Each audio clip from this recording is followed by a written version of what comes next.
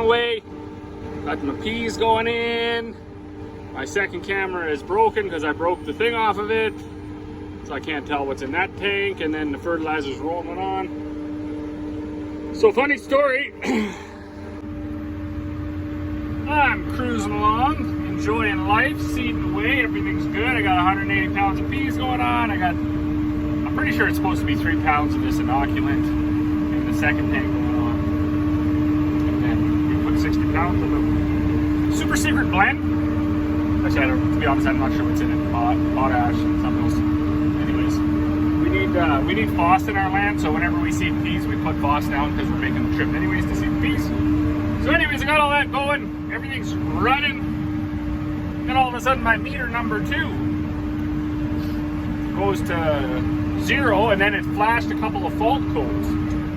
But because I'm stupid, I checked here and I was like, what? There's only 100 whatever for fan velocity. Obviously that sensor doesn't work. So then I kept on rolling. Got out, I unplugged a few things, plugged a few things back in.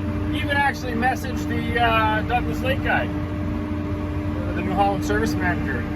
Shot him a couple of pictures of what was popping up on the screen. He goes, oh boy, plug your motors in. It's on a variable cart. Each roller has a electric motor and a hydraulic motor. I'm not even sure what's the purpose of them. Anyways, unplug it, plug it back into the other one, see if the problem moves. Maybe your motor's bad.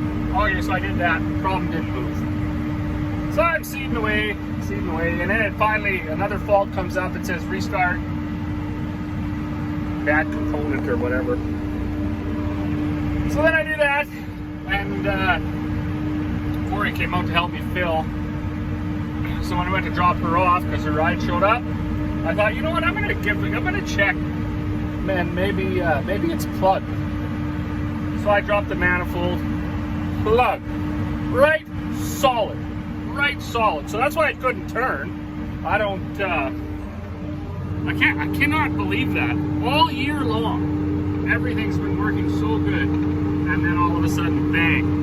And that's what happens. You get complacent, you stop thinking about, the realistic situation, what's the most realistic problem, and then you just kind of, I know I'm not the only one that it happens to. So anyways, that one got away from me. Thankfully, there's no major damage. I think that baffle that's up in the tank got twisted a little bit, so there'll be a little bit of servicing to do on that, but there's always servicing to do after the year anyways on the cart, so we are rolling. The thing that got me, and why I didn't think it could be plugged, is because it's going on at 3 pounds per acre. Like, that's not, I'm not even sure that's right. I'm gonna have to look at the bag. I don't even know if that's the actual proper application or not, but anyways, it's supposed to be going on at 3. It looks like it's going on at 2.3, or I think she said it was supposed to go on at 2.7 actually. So anyways, I got the fan turned up so high now that it's actually sucking it out of the tank as the roller's turning. So I'm not this one isn't going to be one that we can write down, like, oh, seed peas at this rate, put the inoculant on at this rate, put the fertilizer at this rate, because we had a really great crop, because I have no idea what's happening. I'm just hoping everything stays green, and hoping my air in my tire back there holds out from the plug that the tire man fixed for me yesterday. And then the other crazy thing that is a bit unfortunate now, because I'm putting the inoculant down with the peas. If I was to shut this switch off and stop seeding peas, these would still say that they're seeding. They would go red, but they'd still say they were, and they'd flash green every once in a while, because there's still inoculant going down that same tube. Same if I was to shut the inoculant off, they'd stay green because the peas are still going through. So that is one thing where you do run into an issue when you're using multiple tanks for the same run, is you don't know 100% what's going through the tube. You just know that something's going through the tube. So anyways, that's that.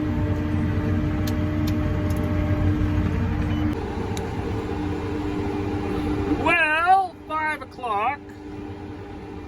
I've been quite enjoying watching these peas in my on my tank. I had, it's going good. So once I got this thing figured out and got it unplugged, I've been seeding away. But you know what? You know what crazy thing for 2024? I couldn't take this GPS anymore. I'm just driving it. So this whole field is only about 120 acres now, because Dad worked a bunch down there about that wet spot. It used to be about 110 or something. But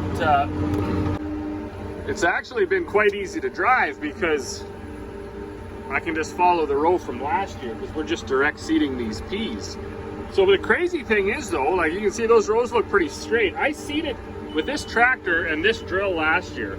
So the GPS obviously works intermittently, but when I was over there, there was just no way it was going to cooperate. And I don't know if it was because it was like 3 o'clock. One thing I've noticed quite a bit this year is, you know, on the hour, certainly after noon, then things just go for heck. In the mornings it works really good.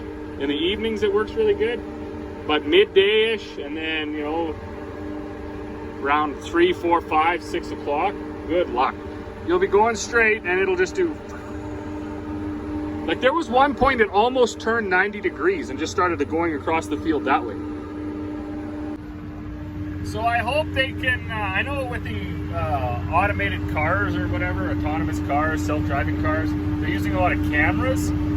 So I hope that they can get that application figured out, and then, or that technology figured out, and then apply it to ag. And so we can maybe just have a camera at the edge of the seeder down there, and it just kind of follows that way.